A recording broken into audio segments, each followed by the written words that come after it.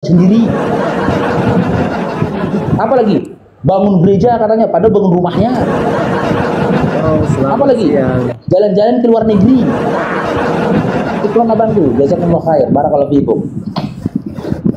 Oke, selamat siang Bang Palalala. Islam Kristen Bang? Kristen, Bang. Oke, Palala Kristen ya. Oke. Bang. Islam, Bang. Oh, Palala Islam. Ya.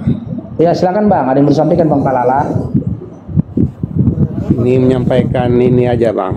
Masalah apa? Yang penyalipan itu. Nah, itu kalau sembah itu artinya kan menyembahkan ya, Bang. Kalau kita menyembah Allah itu kan kita mengabdi kepada Allah. Betul nggak? Iya, beribadah kepada Allah. Nah, mengabdi itu kan kita memberi. Namanya sembah. Sembah itu kan artinya menyembahkan gitu kan. Memberikan jiwa dan raga untuk Allah. Tapi kalau di Oten kok Allah Tuhannya yang memberikan itu, Bang. Nah, itu aja saya menyampaikan. Makanya saya katakan mereka tidak butuh Tuhan tapi tumbal, Bang. Iya kan Tuhan mereka yang memberikan kepada mereka, berarti Oten ini yang jadi Tuhan ini. Jadi iya, yang disalib itu abdinya, gitu iya. jadinya. Sama dengan dukun, Bang. Kalau jadi tumbal kan ayam yang dicarinya, ya kan, ayam hitam. Nah, ambil darahnya, gitu. Nah, jadi itu aja, Bang. Apa mereka sama dengan, aduh, ngeri Bang, kalau ya kan tumbal itu, Bang. Kalau tumbal itu ya, kalau nebus kita ngambil. Kalau ini kan tumbal itu. Udah jangan dilanjutkan Bang, Ini Ya, Bang, aku izin turun aja lah itu, Bang. Disuruh salibkan abang tuh. Gak enak lah aku Tiba-tiba biar disuruh naik yang salibkan Oten. abang tuh ya. Oke ya. Yuk, turunkan aja, Bang. Tak apa-apa. Netizen di bawah salibkan yang muslim katanya kan. Ngeri netizen. Lumanto. ya sampai lain juga.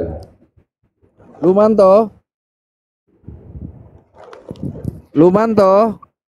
Iya, selamat siang. Agama apa? Kristen abangku. Kristen. Oke, kita sapa dulu satu lagi. Hariasa. Harisan. Hariasa. Sasa. Dah, masaku ujungnya ya. Assalamualaikum. Waalaikumsalam. Waalaikumsalam warahmatullahi wabarakatuh. Muslim. Pastinya sudah salam. Oke. Oke ya. Mohon maaf di bawah aja dulu ya. Assalamualaikum.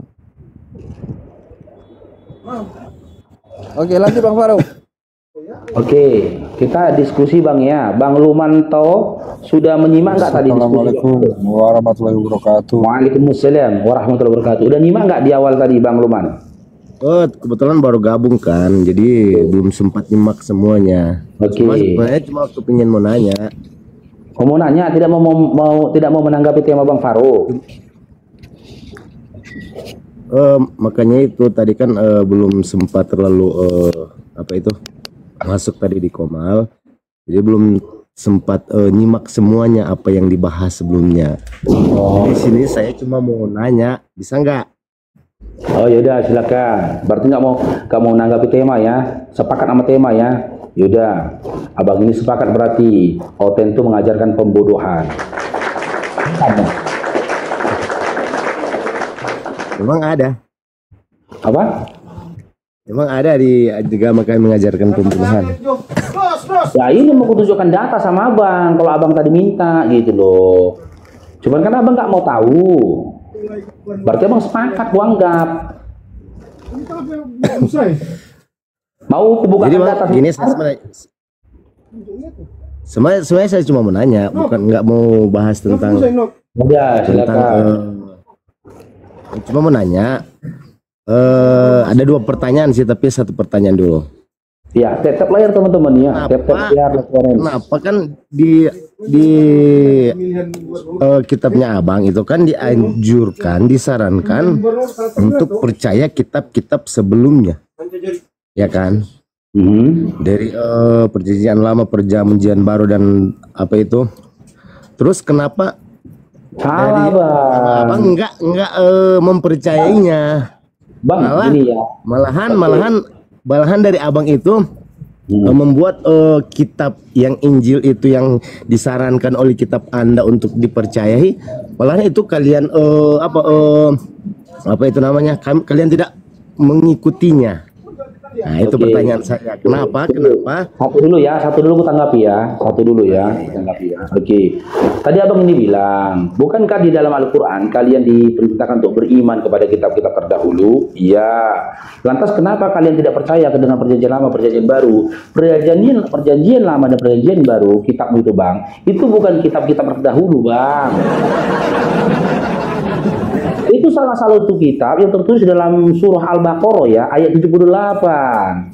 Itu bukan kitab terdahulu gitu loh. Kitab terdahulu sebelum Al-Quran itu apa? Injil, Taurat dan juga Zabur. Injil itu diturunkan kepada Nabi Isa alaihissalam, bukan dituliskan Matius, Lukas, Yohanes. Bukan ya, benar ya. dituliskan Matius, Lukas, Injil Lukas, ya? Yohanes abangku. Taurat, Gitu ya? Taurat. Gimana? Tahu. Jadi yang kitab terdahulu yaitu Taurat. Iya, Injil, Taurat dan juga Injil. Zabur. Iya. Kan gitu.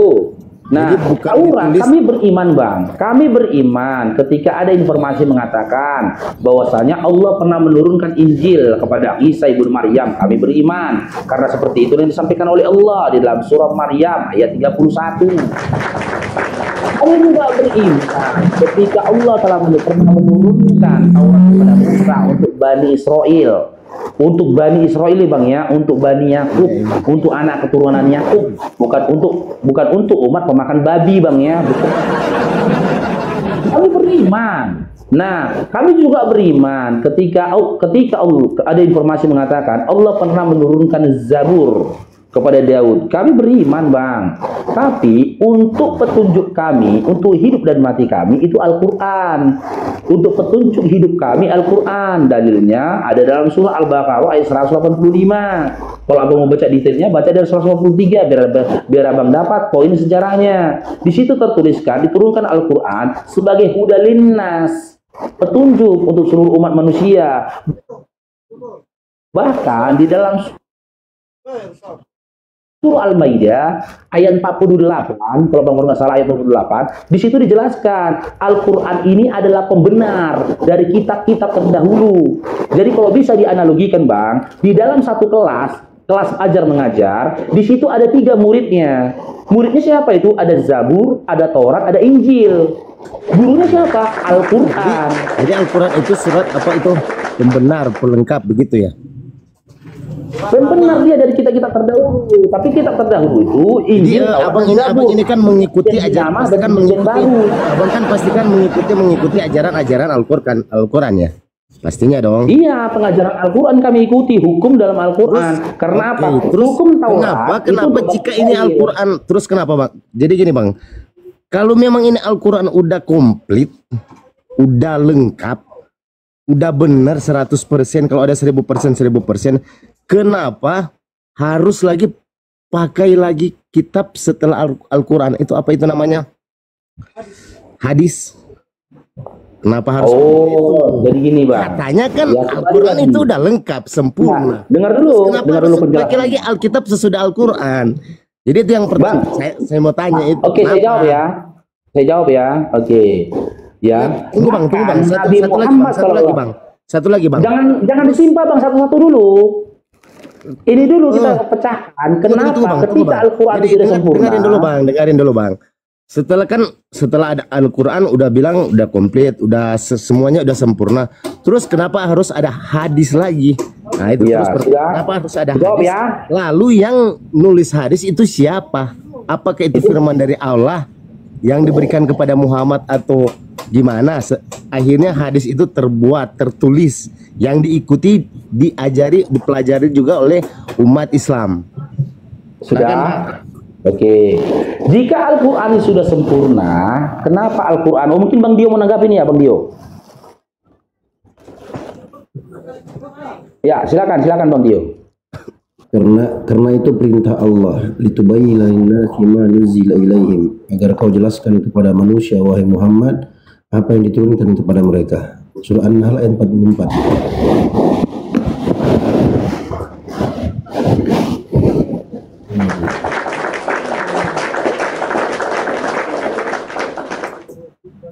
Wa anzalna ilaika dzikra. Kami telah turunkan kepadamu Al-Qur'an. Litubayyana lin-nasi ma nuzila ilaihim, agar kau jelaskan kepada manusia apa yang diturunkan kepada mereka. Wala'allahum yatafakkarun. Mana hadisnya bang? Hadisnya tertulis nggak sih itu bang? Emang kau hadis itu apa? Kau paham nggak hadis itu apa? Kan makanya kan saya bertanya. Hadis itu adalah sabda Nabi Muhammad SAW. Iya, dari siapa yang nulis? Kok siapa yang nulis? Nabi Muhammad. Dari Muhammad ya, yang Muhammad yang tulis. Al-Quran Jadi juga bilang ditulis oleh hadis Muhammad. itu sabda daripada Nabi Muhammad, ditanya siapa yang nulis. Oke, yang hadis. Baca hadis nggak? Mak, baca hadis nggak? Baca hadis nggak, Mak? Saya baca hadis nggak? Astagfirullah. Sampai dia. Udah, pokoknya itu ada dalam Al-Quran perintahnya. Lanjut Bang Fuad. Jadi hadis itu bukan sebuah tulisan ya, hanya sabda, artinya adalah sabda. Jadi gini bang, bang Luman, gini bang, penjabaran hadis itu gini. Contoh apa-apa yang dituliskan oleh Matius, Markus, Lukas, Yohanes, ya jika mau disejajarkan antara Quran dan hadis. Enggak bang. Ini saya hanya mau bertanya di menurut. Iya ini analogi Jangan biar abang melencengkan, paham. bertanya. Saya pertanyaan Iya, saya tahu, ini Bang. Al-Quran. Iya tahu, ini Quran. analogi. Terus Kalau kenapa? aku paksakan, gini bang Luman. Pakai saja analoginya dari abang, nggak usah bawa Nggak agama saya. bisa, kalau aku paksakan nanti abang memahami tentang ilmu hadis, nggak nyampe Oke, hadis abang. itu apa? Oke, Jadi hadis gini itu apa, Bang? analoginya, Apa itu analoginya sebuah gini, tulisan Bang. atau sabda? Iya, hadis Bang, itu saya tanya, analoginya hadis gini. itu sabda Udah dari Bang. Analoginya begini, Bang, pemaparan hadis, ya. Ya, kita bisa pelajari dari tulisan Matius, Markus, Lukas, Yohanes. Di mana Matius, Markus, Lukas, Yohanes dalam iman abang kan apa yang dituliskan itu dari apa yang dia lihat perbuatan Yesus dan apa yang dia dengar dari perkataan Yesus. Kan gitu dituliskan oleh Matius, Markus, Lukas, Yohanes. Nah, derajat dari tulisannya ini jika pun mau dipaksakan ke dalam kitab itu lebih pantas dikatakan hadis, bukan firman Tuhan. Contoh, Lukas 2 nomor 21. Lukas dapat informasi Yesus itu sunat di hari ke-8, dituliskan oleh Lukas bahwasanya Yesus itu bersunat di hari ke-8. Kan gitu. Contoh, Yohanes mendengarkan Yesus berkata, inilah jalan kebenaran dan hidup. Inilah hidup yang kekal itu, bahwasanya mereka mengenal Engkau satu-satunya Tuhan dan aku Yesus adalah utusan. Yohanes 17 nomor 3. Didengar dia Yesus ngomong gitu, dituliskan oleh Yohanes. Jadi tulisan-tulisan dari Matius, Markus, Lukas, Yohanes ini tadi itu adalah hadis, bukan firman Tuhan. Begitu juga dengan hadisnya, dengan kitab hadisnya Nabi Muhammad SAW, di mana hadis ini adalah ya diam bergeraknya dan perkataan Nabi yang dituliskan oleh para sahabat, yang ditulis oleh sahabat ketika Nabi yang masuk ke dalam ranah ibadah, bang ya.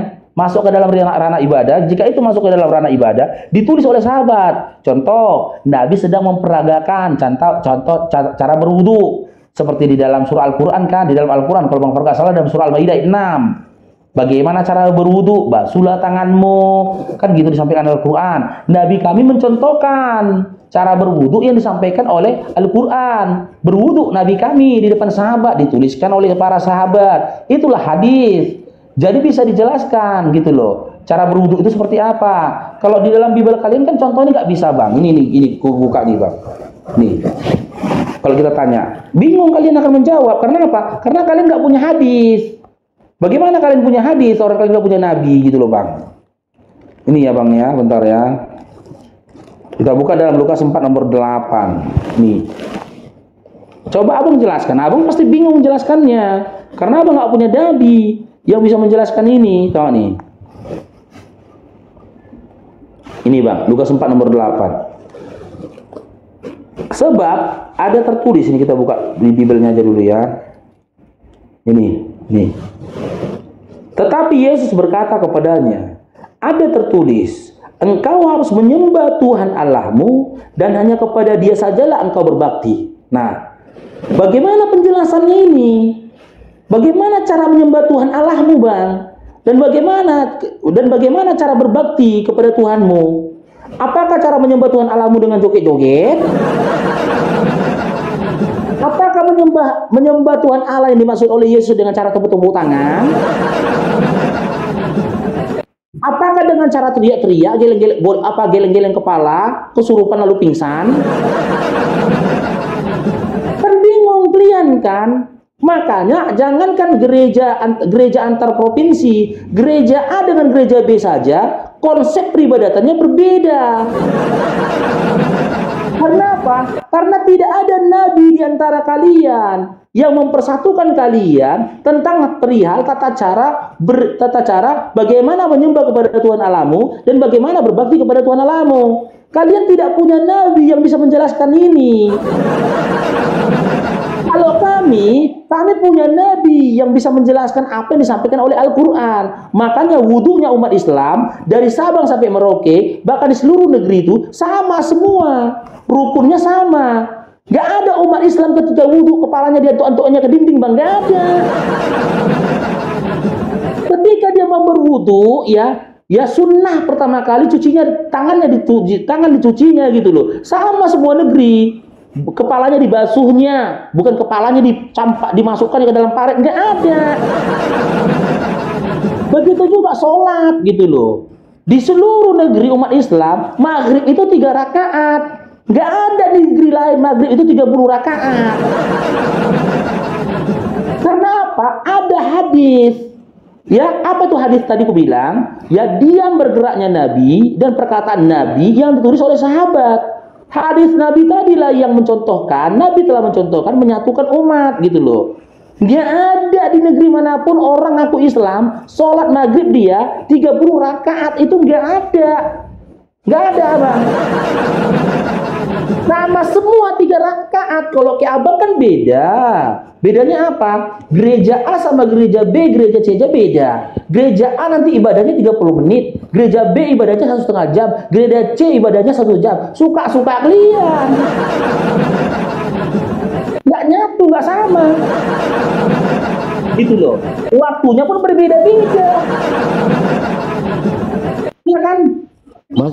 Masa udah ke gereja, Bang? Tunggu, ini kita enggak, ini analogi loh, Bang Luman. Ini analogi.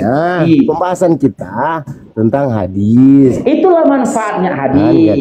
Itulah tujuannya hadis. Contoh kami sholat, gitu. beribadah kan gitu kepada Allah. Dicontohkan oleh Nabi. Jadi gini, Bang. Tunggu sedikit lagi, Bang. Sabar dulu, Bang. Sikit lagi, Bang. Takbiratul ihram dimulai dari takbiratul ihram. Nabi pernah mencontohkan dengan begini. Ya, yang penting mengangkat tangan begini, dicontohkan Nabi. Allahu Akbar, baru tahiyat begini. Ini ditulis oleh para sahabat. Karena apa? Ketika turun perintah sholat kepada Nabi, Nabi sholat. Dari gerak-gerik perbuatan Nabi ketika sholat itulah dituliskan oleh para sahabat, tertulis dalam kitab hadis. Disampaikan kepada Umar sampai sekarang. Begini sholatnya Nabi gitu loh. Kalau kalian kan beda, Bang. Iya kan? Contoh dalam Matius 26:39, Yesus beribadah itu sujud. Kalau kalian gini-gini. Beda-beda. Ada yang di gereja A ibadahnya gini.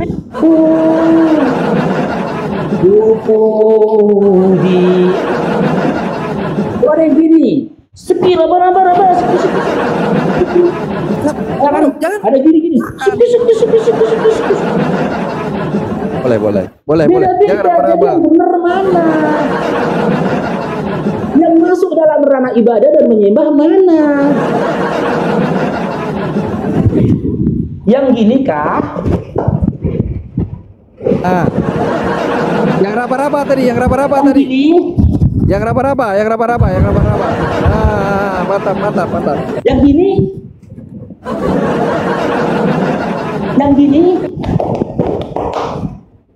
Ya, Bang. Sudah, Mak, aku yang benar yang mana? Itulah kenapa kalian berbeda-beda, karena kalian tidak punya nabi bisa yang mau dinanggapin nggak, Bang? Acara beribadah kalian. Itu, Bang, ya. Itulah fungsi hadis dan itulah penjelasan tentang hadis, Bang Luman. Ada lagi Bang Luman? Oke bang. Oyong kepala aku yang gini tadi Bang. Oyong Bang. Oh iya bang. Oke, jadi kesimpulannya itu ya tentang Al-Quran, terus ada hadis itu kenapa udah dijelaskan. Jadi saya mau nanya lagi, bisa nggak? Boleh pertanyaan terakhir bang? Ya, silakan. Kan saya kan masuk ke komalnya abang hanya bertanya, nggak nanggapin tentang tema yang ada kan. Jadi mau nanya lagi bang, apa benar di surganya Islam disediakan 72 bidadari dan sakarnya laki-laki itu berdiri selama berpuluh-puluhan tahun?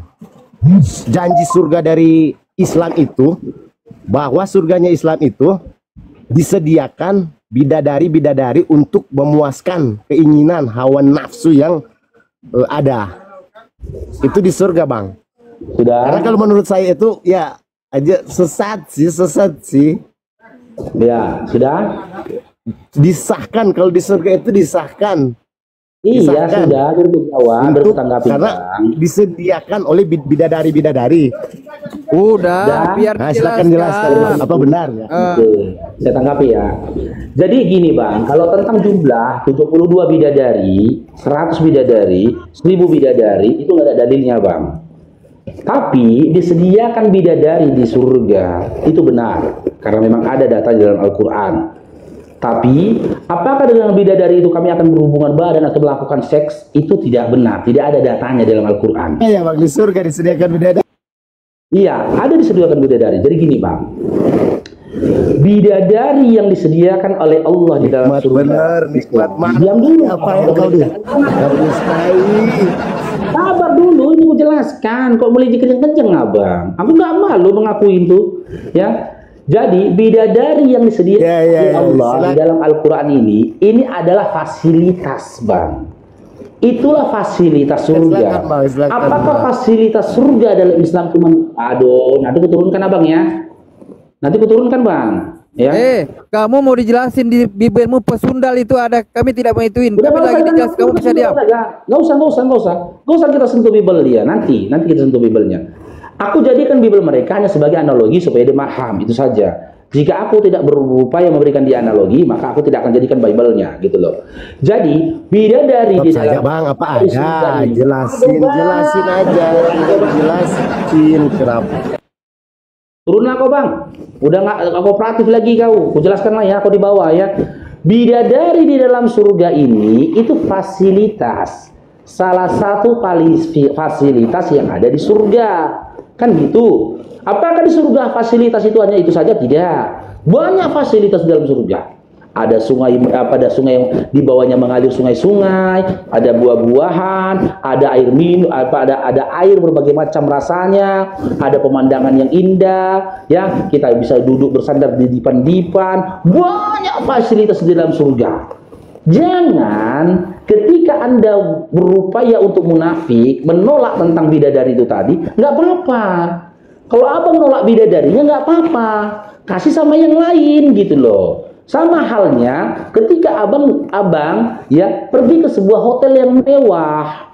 Hotel mewah itu kan punya banyak fasilitas kan Bang. Ada gym gratis, ada kolam renang gratis, ada pub gratis, ada spa gratis, ada bla bla bla gratis gitu loh. Itu semua fasilitas. Jangan karena Abang nggak suka gym, Abang salahkan pemilik hotel. Ini pemilik hotel ini sesat, ini pemilik hotel. Masa di hotel dibikinnya gym? Aku kan gak suka gym. Aku sukanya kolam berenang. Iya kau ke kolam berenang lah. Jangan kau salahkan pemilik hotel yang berupaya memuaskan pelanggan dengan menyediakan gym. Karena ada juga kan manusia yang suka nge-gym. Kau nggak suka nge-gym, kau salahkan orang yang suka nge-gym. Kau sukanya apa? Kau sukanya spa, pergi kau ke spa. Jangan kau salahkan orang yang suka nge-gym. Dan jangan pula kau salahkan pihak hotel yang menyediakan fasilitas gym. Begitu juga surga. Kalaulah kau nggak suka bidadari, ya kan? Kau boleh jalan-jalan di taman-taman surga. diambil buah-buahan, minuman, dan semua turing-turing dan gadget indah di dalam surga. Nggak serta-merta dengan bidadari. Tapi kalau dibandingkan dengan Bible kalian bang, dengan surga kalian bang, siap-siap lah kau nih bang, ikut kaji bang ya. Iya, surga kalian ya. Yang pertama, akan ada perang naga di sana bang. Ngapain naga masuk surga? Di Indonesia saja bang, di tempat kita tinggal bang, kalau tetangga bertengkar bang, tetangga bertengkar, perang tetangga, pecah kepala, ribut nggak ketulungan. Ini naga perang melawan malaikat, kutupang. Oke, kau bisa menghindarkan peperangan. Mungkin kau akan berjalan lagi ke depan, ya kan? Tinggalkan perang naga itu. Kau pergi jalan lagi ke depan surgamu. Di depan ada pesundil, bang. Di dunia saja pesundil itu sudah meresahkan masyarakat. Ada pula dia di surga. Ketika ketemu di surga, disapa pula awak, singgah bang Faruk. Singgah bang Faruk, singgah. Sementara dalam Amsal 23 nomor 27 ya, dalam Amsal 23 nomor 27 dikatakan pesundil itu lubang yang dalam. Bukan sumur yang sempit. Bukan sumur, ngapain aku main-main sama lubang yang dalam? Kan gak ada enaknya bang. Udah gitu, jalan lagi awak, udah nggak usah berdatangin pesundil gitu loh. Jalan lagi awak ke depan. Ingat, di surga kalian itu hanya ada puji-pujian. Nah, ketika di dunia kalian melakukan puji-pujian, kalian pakai band seperti orang konser. Genre musik rock. Kalian nyanyikan di situ puji-pujian kalian kan gitu. Konser kalian lagu dangdut, tersiksa laku. Jadinya aku suka mendengarkan rock, kau nyanyinya dangdut. Atau kau nyanyikan rock, ada yang suka dangdut, pusing kepala. Ya kan? Gak enak, tersiksa wak, pergi lagi wak ke jalan lain, ke surga yang lain kan gitu. Ke jalan ke surga itu, jalan lagi wak ke depan. Ada hajatan. Hajatan apa? Pernikahan anak domba, perkawinan anak domba. Wahyu 19 nomor 7. Hari ini perkawinan, hari ini kita bersuka cita karena ada perkawinan anak domba dan pengantinnya sudah siap sedia. Teriak awak, siapa pengantinnya bang? Siapa pengantin? Coba, siapa jadi pengantinnya? Kalau awak yang jadi pengantin nggak apa-apa, selama mempelainya perempuan. Nah, anak domba ini laki-laki atau perempuan? Anak domba yang mau dikawinkan sama awak ini laki-laki atau perempuan? Kalau dia laki-laki bang, hancur matahari itu bang. Enggak punya lubang lain selain matahari. Matahari sebiji inilah lubangku satu-satunya. Dan kalau lubangku ini disentuh benda tumpul, au bang, au. Ya bunyinya bukan bukan, tapi au. Gimana enaknya bang? Dikawinkan awak bang. Matahariku bang, matahariku. Selain dari fasilitas itu, adakah lagi fasilitas lain dalam surgamu? Tidak ada bang.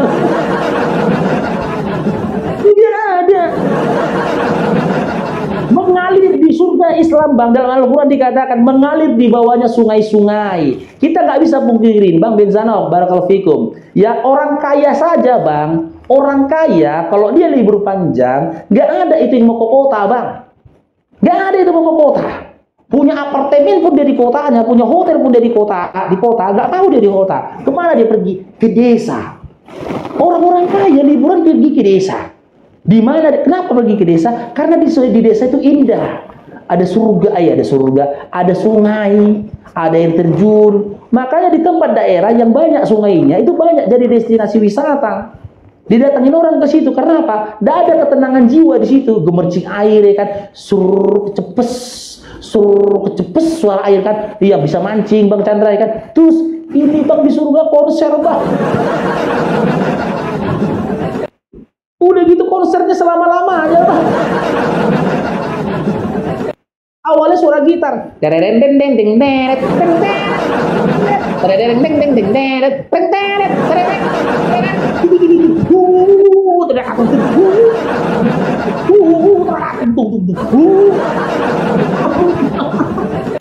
pecah kepala aku, Bang. Kalau kayak gitu ya kondisi surga, kau aja masuk surga, Bang. Untuk kau udah surga tuh, Bang. Malah kesannya lebih enak orang di neraka, Bang. Cuman kebakar aja ya, Bang. Coba lah, kebakar aja.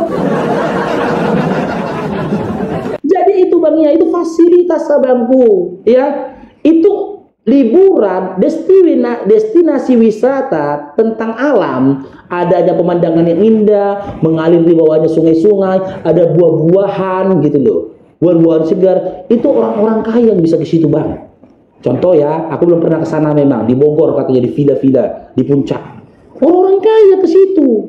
Nenek mobil orang pergi ke puncak Bogor itu kan, karena ada pemandangan kayak gitu. Beras lagi.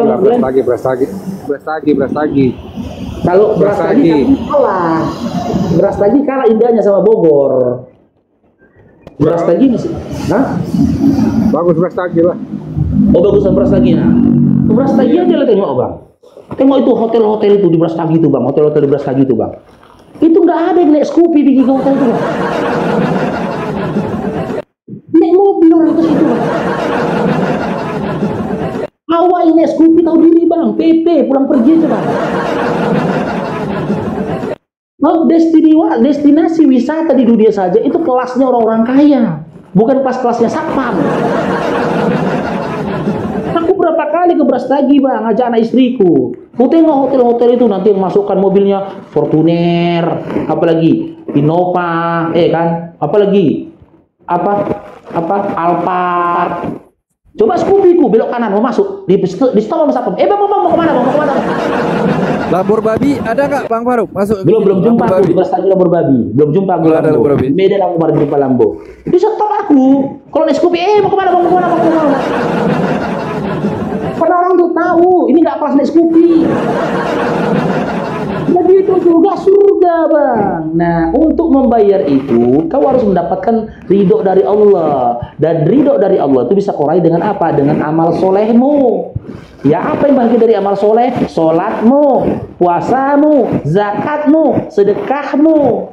Itu bisa mengundang ridho dari Allah, rahmat dari Allah. Ketika Allah ridho kepadamu, maka kau akan mendapatkan surganya Allah. Dimana ketika kau dapatkan surganya Allah, maka kau dapatkan fasilitas-fasilitas yang ada di surga itu. Silakan kau pilih. Kau suka yang mana? Kau suka bidadari? Kau suka jalan-jalan di sungai? Kau suka buah-buahan? Kau suka pemandangan? Kau suka bersandar-sandar di dipan? Sukamu, terserah. Semua itu fasilitas. Ya, semua itu fasilitas. Lakukan apa yang kau inginkan. Ya, gunakan fasilitas yang kau sukai, begitu, Bang, ya. Tapi kalau di surgamu, Bang, nggak ada pilihan. Nggak ada pilihan. Kalau nggak perang lawan naga, ya berketemu. Kalau nggak perang lawan naga, ya bermain sama pesundil. Kalau nggak pernah main sama pesundil, ya kan, dengar konser. Kalau nggak dengar konser, siap-siap lah kau, Bang, dikawinkan. Bang Faruk, berarti kalau pernikahan anak domba itu matahari, berarti lebih senang LG Tungki ya, di dunia. LG Tungki senang, di sana sampai ke sana pun jual juga dia LG Tungki ya. Iya, teriakannya kayak gini, Bang, tuh nggak gitu, Bang. Baru matahari, Bang. Aduh. Tapi mungkin Abang lebih suka ya. Lebih suka Abang ya, dia obok-obok matahari Abang ya, mungkin. Apalagi yang itu kena Bani Israel besar-besar kayak gitu, ya Allah. Yang belum pernah jadi Ejil Tungki udahlah menangis lah, udah di dunia sengsara. Di sana habislah kau matilah, kalian matilah, itu udahlah. Ngeri. Iya, belum lagi jumpa pemungut cukai kan, benar Abang bilang kan? Pemungut cukai. Apalagi